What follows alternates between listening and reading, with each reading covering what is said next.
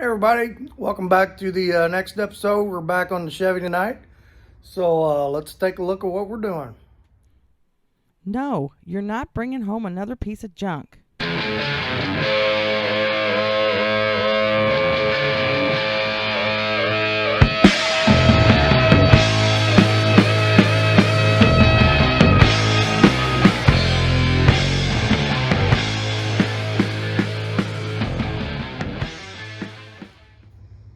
Alright, so I am working on wiring, and I pretty much got this portion of the wiring harness lined out. I've got everything tagged, got the old fuse box cut off. There are a few wires in there I'm not going to use. We got rid of those, so we've kind of got this all lined out.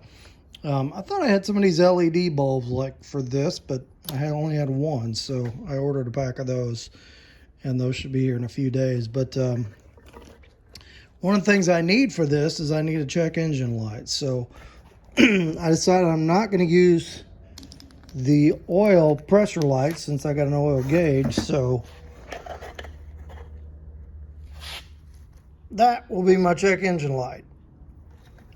And we'll just run a bulb off the check engine light wire to that, and we'll just use that. So I thought about, I know on some other cars I'd like, do a little hole in the dash and used a real small LED in there, but I got an open socket right there, so we're just going to use that. So we're going to get this put in tonight and start mating it up with this harness. So this harness is all tagged. This is my dash and fuse box harness.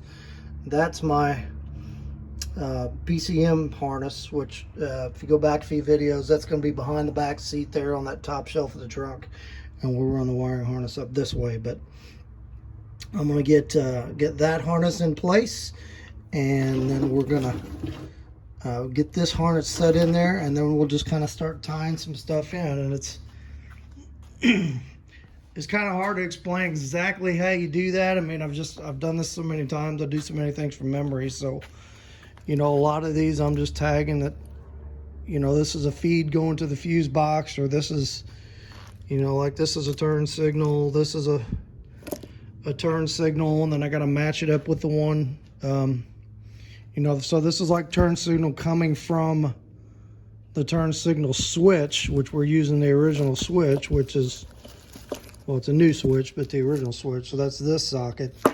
And so I got to match that wire coming off the switch with the wire going to the rear harness to the turn signal, and the front harness coming out to the front. So yeah, it's really in your labeling of how you do it. You go back a few videos when I was doing the TBI harness, you kind of saw how we labeled everything, and you just got to remember, is this, when you label something, either write it on there, is this like, a feed coming from the fuse box, or is this going, going back to the fuse box, or is it going out to a switch? So, make those notes on there so you know what they are when you look at them. That's a pretty convoluted way to explain it, but that's kind of how I do it, and it's always worked out pretty well. If you look at my my intro, you'll see a 58 Dodge, an old fire truck on there, and that old truck had I cut the front of the frame off, and I welded the front of a 87 Dodge truck on it. So I put the flathead back in it, so it was all Dodge Dakota front suspension. It was a Dodge Dakota rear end, and I took the entire wiring harness out of the Dodge Dakota, stripped everything off it I didn't need, and just used what I wanted off, and it worked really nice. Everything worked on it, and it really didn't cost me anything. It was part of the parts car I bought. So you can definitely go buy $100 wiring harness off, or a nicer one off of eBay, the street rod wiring harnesses, but you still got to wire all your dash stuff, and you still got to do a lot of this. And when you get one of those, you don't get the sockets, and you don't get the plugs, and the harness itself seems cheap, But when you start buying all the little knickknacks to put it together, that's when the price starts running up. So I've done it this way several times, and I like the way it works. The main thing is make sure your wires are in good shape. People haven't been cutting into them. Make sure they're soft and pliable. And, you know, look at your plugs. If you got to, you know, make sure that it's not a loose fit. If you got to tighten them up a little bit, or where the terminal goes onto the wire, that hasn't been getting hot. So you just kind of do a good inspection of it and fix those little things. And to me, this is a good way to do it. So, all right, well, I'm going to get this put in and just kind of get it strung where, sort of where it goes, get some things plugged in, you know, get this plugged in, get this mounted. That's a heater gauge, get that plugged in, fuel gauge, get that plugged in, and just kind of get that all lined out. And I'll get everything in there finalized before I go back and like take wire ties and wire tape and neaten everything up and get it tied up. So we'll do this part, we'll do the underdash part, and then the next thing I think we're going to do after that, which probably won't be tonight, is we're going to set the PCM back there and get those wires run up here, figure out where they're going to come out here, because they got to go to all this, and we'll get that done. All right, let me get it in there and we'll take a look at what we got. All right, so we got everything up in here, and it all fit really good. Everything's plugged into the back of the Speedo up there. There's really not much to these old harnesses. I mean, that's the blower motor, and you got a couple of stray lights left. I think one's a glove box and the other one's probably for the radio. I don't have radio wires run yet, but that's pretty good up in here. You know, I got the turn signal switch plugged in up there. Ignition switch is in, bolted in. So I was looking at, so I can get out of here.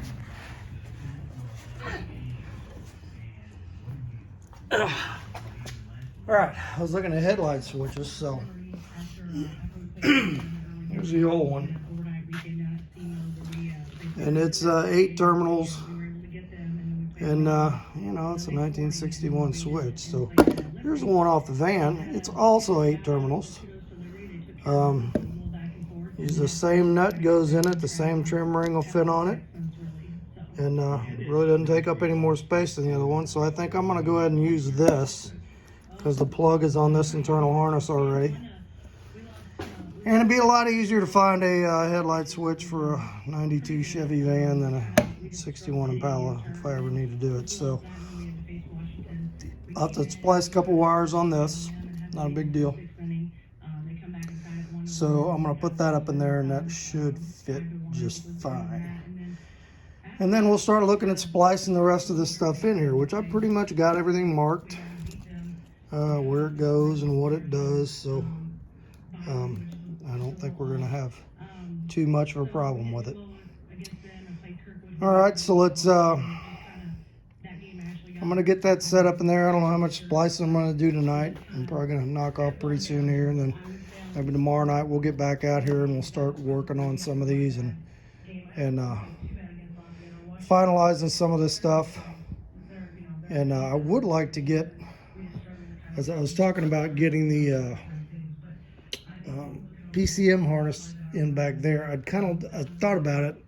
I think I'd like to get this harness in first, so that I can go ahead and get the starter in, get that wire run, and then get this set back down on the ground, because I'm gonna have to jack it up the back to put the drive shaft in, and then I've got stuff to do around the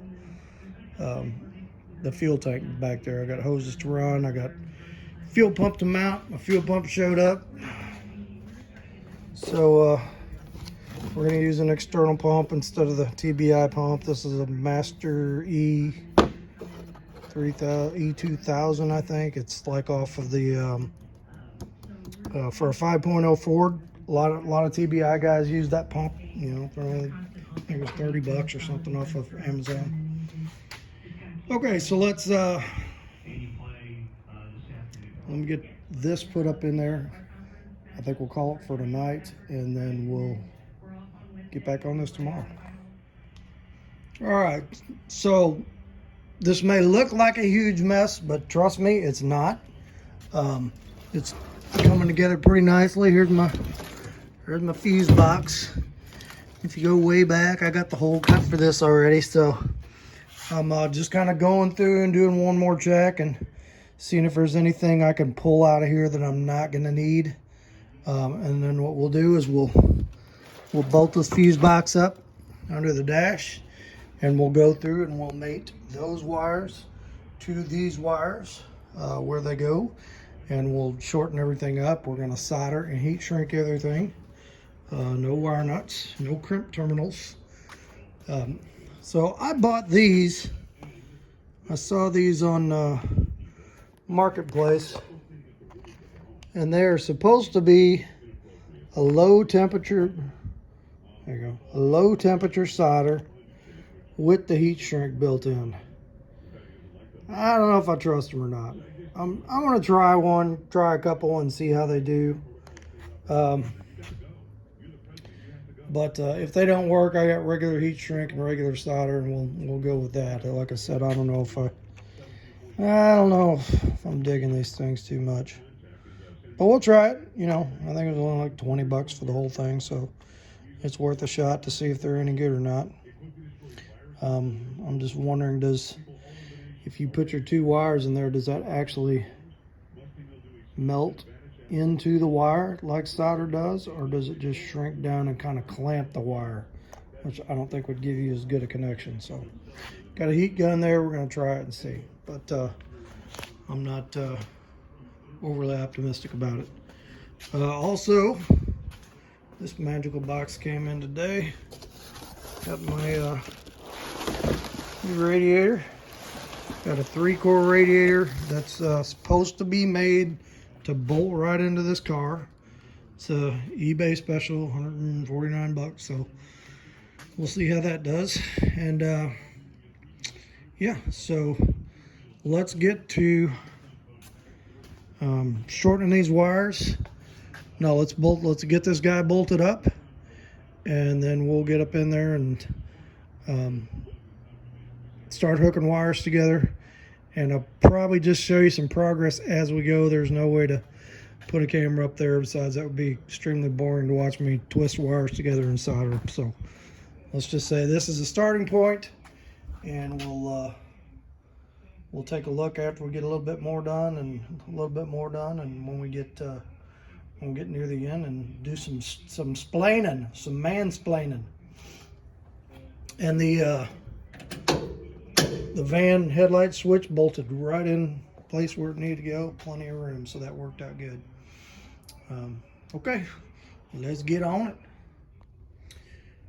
All right, so I know that looks like a complete and total mess, but believe me, it's not. I've got every circuit identified on the dash and on the fuse box of where it needs to go. And what I do is I just go through, and when I figure out like the wire from this harness that corresponds to the wire on this harness, I just twist them together. And so I've got all that done, and the next thing to do on this will be to start shortening everything up and kind of making it neat. So anyway, that's how I do that. And then I went ahead and plugged in the outer harness to trace a few things out. One of the things you're going to find if you use a van harness is that just the architecture of the van with the motor in the back, or motor inside, and like the PCM is under the seat, it just you end up with the wire lengths are a lot different. So like some wires you end up really long that you're going to have to trim off, like this battery cable. And then some of them are short, like the headlight harness usually comes up a little bit short, so we're gonna have to lengthen that. So if you're just going out to the boneyard just to grab a donor harness and a donor computer, Get one off like a truck or a car. They lay out a little bit better. So, you know, just a little bit more time, not a big deal. You know, everything's still going to go where it needs to go. This harness over here goes back to the fuel pump and the sending unit. Being that van was so long, there's plenty of length on that, so we'll tack that to the rails and then we'll shorten that up when we get to the back. I was talking about ignition on here, and if you're coming off the ignition terminal of that 1961 ignition switch, all you've got is it's like a number 14 wire. It's not very big. And you've got some pretty good size ignition loads on this thing. Your HEI is one of them. And I'm going to run air conditioning. That's another big load. So you need bigger wire. And like I said, I'm going to do a relay. So I just dug through my scrap box. And this is actually off of another conversion van. This is a little modular relay fuse panel. And they put these in to do the... you know, like when they do all the courtesy lights and the DVD players and whatnot, all that stuff that they have. Conversion vans have extra. These are great. If you see one of these in the boneyard, snatch it, because, man, I've used a lot of these. And they're modular. They snap together, so you can use one bank or 3 banks. So I've got two 40 amp relays on here. I'm just going to use one of these, and this one will be a spare. We'll wire that up. We'll have the battery power going to there, and then it's going to feed these terminals on the bottom, and then I can just plug my, solder some spade terminals on my ignition wires and plug them right into there. So I'm not trying to put a big bundle of huge wires this size together and solder them together. Okay, so next thing we're going to do is get this neatened up. Get the fuse box snapped back up in there, and then I think I'm going to go ahead and string the PCM harness and kind of get that finalized. Where there's only a couple of wires that go in here. Most of it goes out through the firewall out to there, so we'll get that put out there. And yeah, that's what we're going to do. So, all right, so let's take a look at this again once it is neatened up a little bit. Morning, all. Actually, I had to put a coat on this morning. It's cold out there. Tell you what, before I start connecting all these wires, I want to try these things and just see if they're any good. I don't think I'm going to use them on the bigger wire. You know, the stuff that's ignition and battery loads, but the small stuff, if they work good, I'll give it a shot. So let's just see how they do. Let's twist this guy together.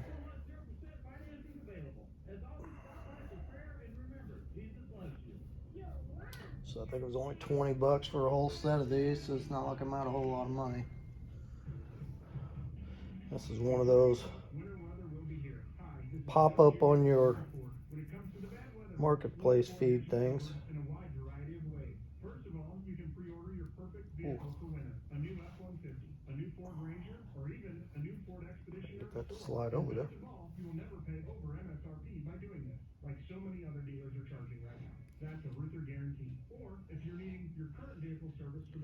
Went to the Cardinal game yesterday, and it was pitiful, to say the least. Blew the lead in the 9th. I'm not feeling warm and fuzzy about the playoffs. Okay, so you just twist the wires together, you push it on there, and this is supposed to be a low temp solder. So let's see how this works.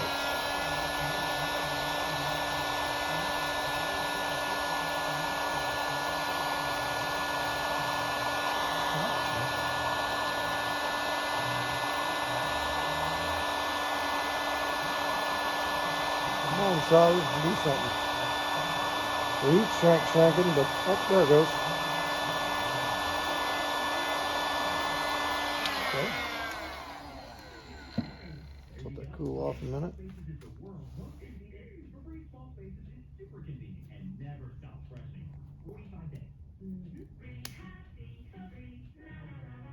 Nah. I think we'll just go with regular solder and heat shrink. I'm gonna call that a fail.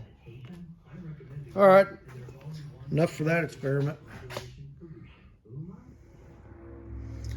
All right, we got that mess cleaned up pretty good. I got just a few wires left. I got like this one that goes back to the ECM, and then there's one under there that goes to the blower motor, and a couple. I'll have the complete turn signals wired up yet, but I got my test port there for my for the computer. So anyway, I put the PCM back there, and I got this harness that I got to drill a hole in the firewall, and all these wires got to go out there to mate up with all of these wires.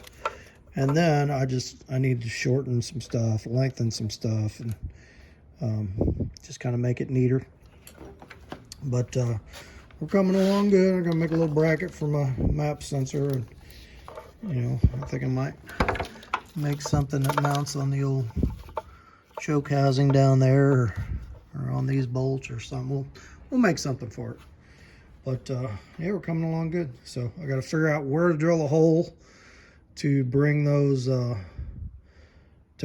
wires through here, and get them through here and start neatening them up. And we're rolling right along. So that's where we're at. Let's I got a bunch of grommets here. Let me find one that's going to be big enough for all that wiring to go through, and then we'll go from there. All right, so we're coming right along. I got a bushing cut in there. Should have plenty of room to get my wires through there. And like I got my idle air controller wired up. I got my throttle position sensor wired up. Got one wire run to the coolant sensor, one wire run to the map sensor. And I'm just taking them one at a time, And, all of these I've got to lengthen, so I'm just taking them there one at a time, solder it and heat shrink it. Find the next wire, the way I labeled them here is I put like the terminal number on it, like that's a C10, so there's a C10 wire out there that corresponds to it, and I just connect them. And then some of these, like all of these wires going down here, this is all going to get way shortened up. And then got my fuel pump control relay here. We're going to mount that right there. And then like I got a couple of wires swinging over this way. I'm going to cut them off and swing them over this way along the fender well to hit like what is that? Oh, that's my electric fan switch. And then a couple other ones over here, like here's the coil wire. I don't think I quite need one that long. It goes even longer, so we'll shorten that up. All right, so I've been out here about 8 hours today doing this, so we're going to stop for now and pick this back up Monday. Tomorrow we're going to take my granddaughter and my grandson apple picking, so I'm not going to work on the car tomorrow. But anyway, we'll get back on this Monday, and I'm hoping over the course of Monday we can pick starter up. I hope we can get the starter in and get all of this cleaned up and finished. And then I can start running my wire to the back. And I could have swore I bought an O2 sensor around here somewhere, and I can't find it anywhere. I'm hoping the thing didn't get thrown out in one of the half a zillion Rock Auto boxes that got thrown away. It's very possible it did, but anyway, if I can't find it, I guess I'll get another one. Okay, we'll pick this back up Monday. Okay, so one of the sensors you're going to need for your TBI install is this knock sensor, and this controls your helps control your electronic distributor. Now you can set these up with you know, without the electronic distributor and just do fuel only. I don't really see a reason to. But there's a website I use. It's called gearheadefi.com, I think.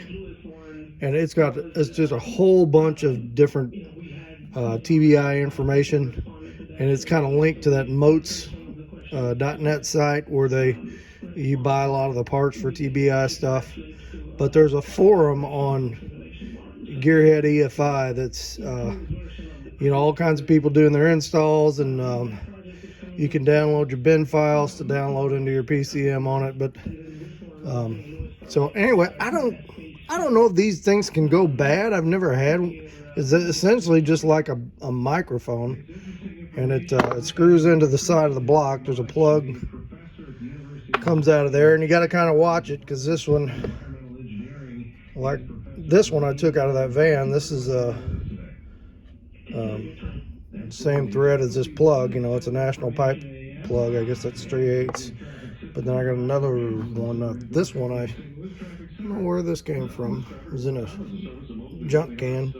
But that one's just got a 3/8 bolt thread on it. So looks the same, but not the same thread. So make sure you screw the right one in there. And it goes like passenger side of the block, right down where that hole is. You can see that. Kind of blurring out right there. All right, so we're going to put a little glue on this, screw this up in there. I like to put this in before I put the starter in, just for make it easier. Okay, let's get this in there, and then we'll keep on going. All right, we got everything wrapped up. I got starter in there. Got all of the engine wiring done except for I need to mount the coil, and I need to run a coil wire and the wiring to the distributor. So I got my this wiring harness. I ran along the inside of the rocker to the back. That's for my fuel pump and fuel sending unit. So this whole bundle is together and figured out. Just a few things left. I got vehicle speed sensor buffer I got to hook up. I need to get a vehicle speed sensor, and then I just got a few wires over there that are like what are those things? I think I just got a hot in the ground of the computer, and there's like one or two other wires in there. And then I've got a few grounds to connect. So got a lot done. Pretty happy with it. So all right, we're gonna call this video done here, and then this week I'm gonna work on finalizing the last couple of things of wiring, getting the fuel tank plumbed in, getting the fuel pump plumbed in, and what else do we need to do to start this thing? I think I'm pretty close to firing this thing up. We're just gonna start it with no coolant or front end on it. I just want to make sure it's gonna fire and that it's getting fuel.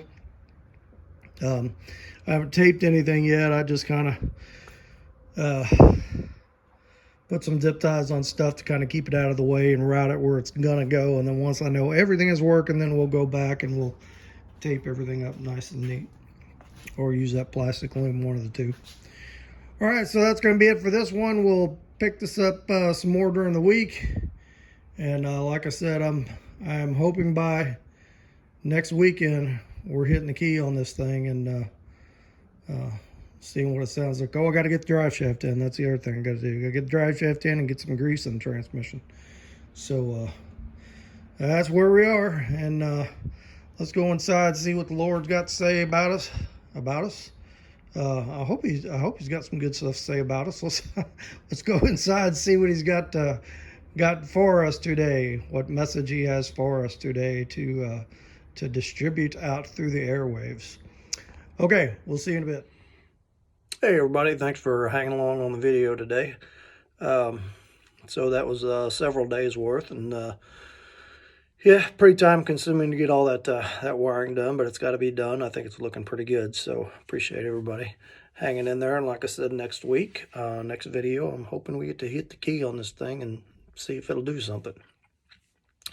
So anyway, I was thinking message-wise, kind of about what to talk about today. And you know, I know we're getting pretty near election time here in November, and I'm not going to give you my political spiel. I trust that you will exercise your right of freedom to vote, and that you will pray beforehand and ask the Lord what's the way that He wants you to vote in obedience to Him and in obedience to His word. And I think if you do that, you're going to do all right.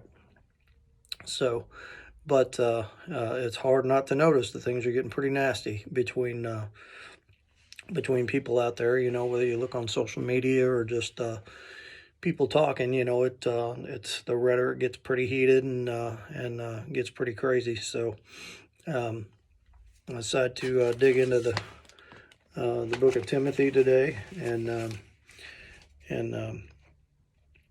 we had gone over this scripture not too long ago in church, and this is from when this is Paul talking, writing in his letter to Timothy, and anyway, I'll just read this section. It's the 2 Timothy chapter 3, verses 10 through 17. And Paul says, you, however, know all about my teaching, my way of life, my purpose, faith, patience, love, endurance, persecution, and sufferings. What kinds of things happened to me in Antioch, Iconium, and Lysteria, the persecutions I endured. Yet the Lord rescued me from all of them. In fact, everyone who wants to live a godly life in Christ Jesus will be persecuted, while evil men and impostors will go from bad to worse, deceiving and being deceived. But as for you, continue in what you have learned and have become convinced of, because you know those from whom you learned it, and how from infancy you have known the Holy Scriptures, which are able to make you wise for salvation through faith in Jesus Christ. All Scripture is God-breathed and is useful for teaching, rebuking, correcting, and training in righteousness, so that the man of God may be thoroughly equipped for every good work. So I think that's great advice for us today. You know, I need to learn to. I work on holding my tongue with people. You know, my goal is not to get them to believe politically what I believe. It is to minister the word of Christ, and I got to remember that, and that can be tough sometimes. You know, things get heated and you disagree on policy and politics, and I have to back off, and it's the best thing to do is back off and just pray about it, and, you know, ask the Lord how He wants you to answer, and just remember that person out there, maybe they don't think like you, they don't vote like you, they don't agree with you. Maybe there's some things you seriously disagree with them about, and that you're you know, it offends you or hurts you that they vote for those things. But the goal is to lead people to Christ. You know, here in America, we have the way Christianity here is in America in the 21st century. It has never been like this anywhere in the world before, that we have as much freedom as we have to speak our mind. You know, you go to any small town in America, and there's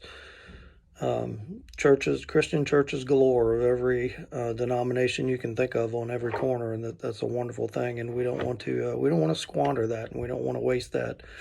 And the idea is the people who don't believe and the people who need Christ, and, you know, yeah, maybe they got some crazy ideas that we know could lead them down a bad road, but we need to reach out to them in love and bring them into our churches, and you know, because they're God's children too, just like we are as believers. So these next 3 weeks, I guess, as the election comes up, let's just be civil. Let's be loving. You know, let's look for God's response in how we speak to people, how we behave on social media, and how we vote when we get to the polls.